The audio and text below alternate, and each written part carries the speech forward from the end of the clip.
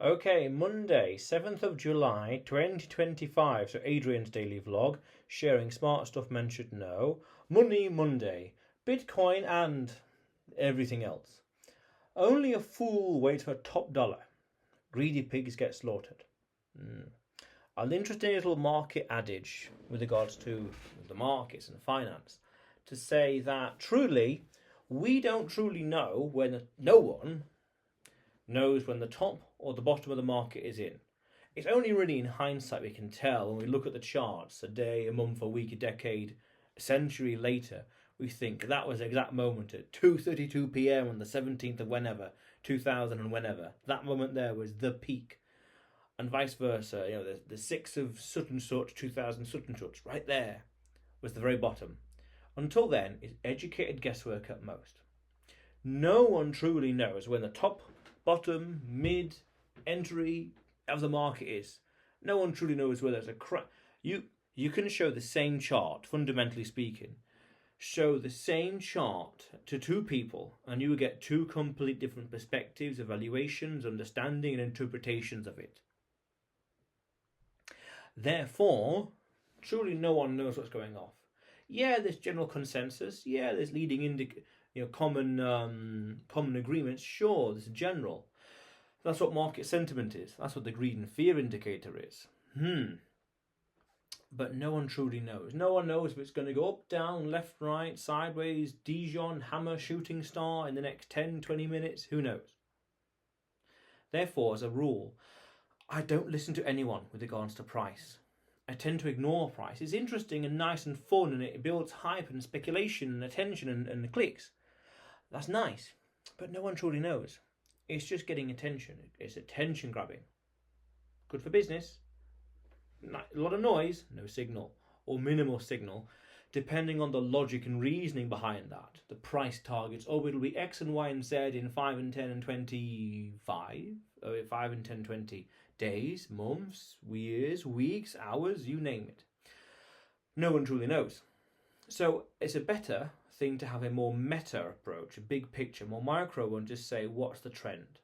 What's the direction of the market? The trend is your friend, one thing I picked up years ago with regards to trading. Where's it going to go? If you look at all the charts in aggregate, what's the trend? When in doubt, zoom out. What's the trend? Interesting trend. That's the thing to look at. So no one can truly know when the top of the market is the bottom. So only a fool waits for top dollar. And I heard that quote from somewhere. I can't remember where. I think I remember where actually now. Okay. But I also heard an interesting thing years ago in trading and finance. Greedy pigs get slaughtered. Now, there was one interesting trade I made a couple of years ago now, let's say, that I bought, incidentally, at the bottom of the market. It was just dragging along. Bought it on a hot tip, let's say. And I remember selling it on a certain interesting date, about 6 or so months later. It took 2 hours to unwind that position. And I thought I was panicking, but I thought the logic and reasoning says, I don't know why it's going up or why it would continue, therefore exit the trade. And I didn't look at that trade 6 months afterwards.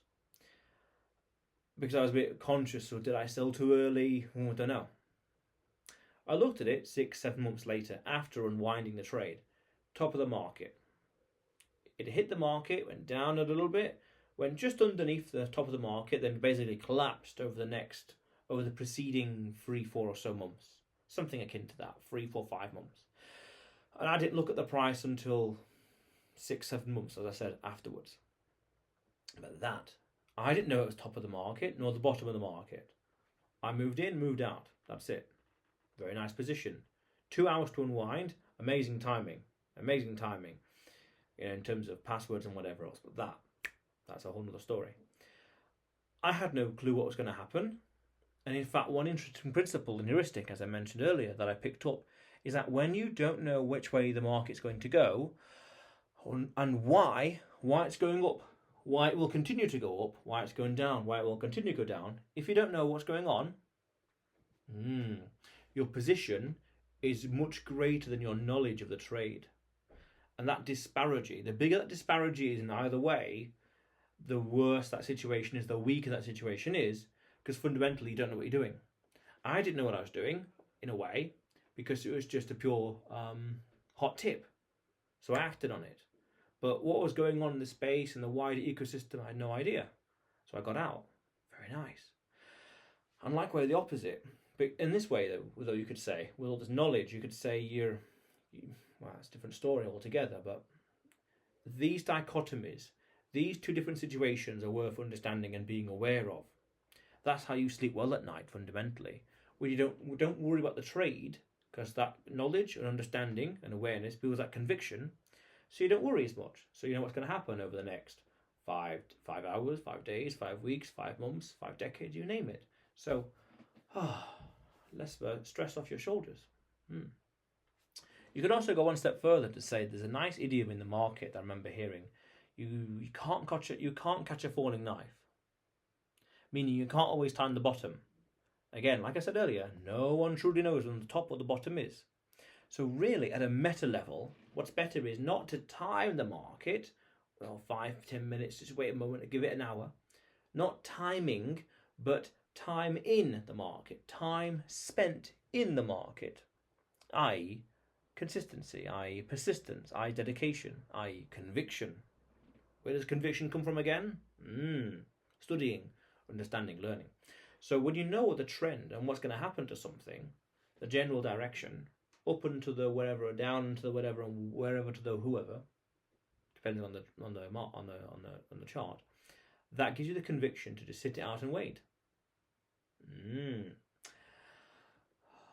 The price over the next 5 hours and 5 days is a bit immaterial. It's interesting to look at the price chart through the lens of trading heuristics with regards to looking at the charts and Bollinger Bands, stochastic, Bollinger Bands especially, or even Keltner channels, because it gives you a sense of where it's going to go over the next 5 days, 5 weeks, 5 months. But I don't get caught up on the price. Understand the fundamentals. The price is immaterial. I did a video about this a year and a bit ago. I was in Ireland, Rock of Cashel. Ignore the price. Look at the fundamentals of Bitcoin. Look at the hash rate. Look under the hood.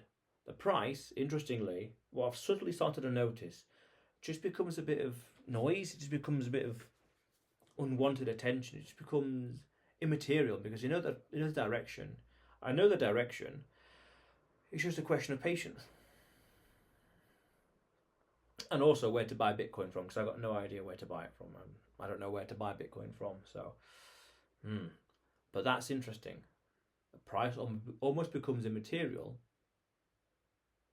What matters is the first principles of it, benefiting from the fixed supply, censorship-resistant nature of it, combined with the flywheel of growth, the hash rate, and the 200-week moving average.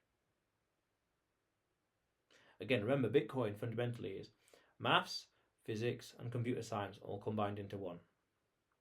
And that flywheel, embodied with the 200-day moving average, is all these things combined together.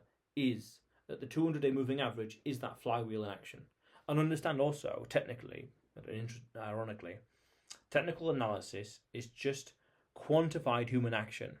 For example, support and resistance is essentially, in economics, we would call that price elasticity. The lower something goes in price, the greater the demand. Price elasticity, for example. So I'm always a bit iffy when people, the other extreme of that, ignore the price, but the other extreme is that technical analysis is hocus pocus. No, because it's fundamentally maths. Again, price and support is price elasticity. Bollinger Bands, for example. I've seen it too many times with regards to Bollinger Bands where something goes sideways for too long and it shoots up one direction quite violently, depending on a few of the chart things to look at. Chart TA. But that's an interesting little tidbit that I've suddenly noticed that no one said that. No one has said that technical analysis is a human action codified, quantified, put into maths. But like with the support and resistance, price elasticity, interesting concept to look into with regards to economics. But beyond that, Adrian's daily vlog, sharing smart stuff men should know. Subscribe for more, and you will see me tomorrow.